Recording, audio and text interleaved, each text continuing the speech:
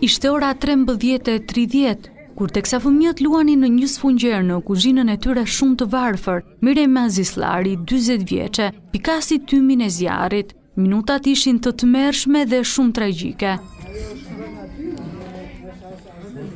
Miremja kishte mundur t'i nxirrte të vegjëlit e saj, Lukën 14 vjeç dhe Nefelin 6 vjeçe, ndërsa vetë mbeti e vdekur në derën e kuzhinës.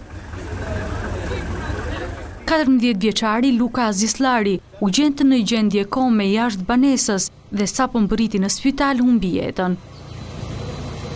Ndërsa 6 vjeçaria u gjet me të djegura të shumta në trup dhe pas ndihmës së parë në spitalin e Korçës u nis drejt Tiranës në gjendje të rëndë.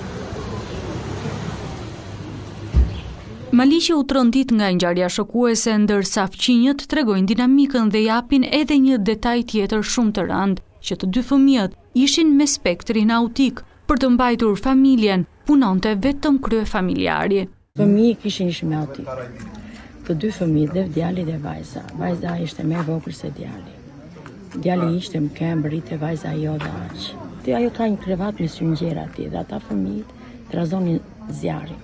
Dhe rënë zjarri aty, djegur syngjeri, dhe në bazë të asaj dihet që po bëtym syngjeri s'ka flak, vetëm tymben. Dhe vajza parë dhe u hedhur nga dritarja vajza.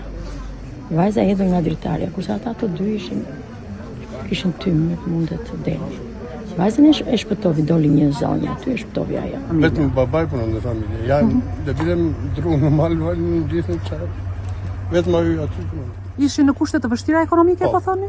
Po.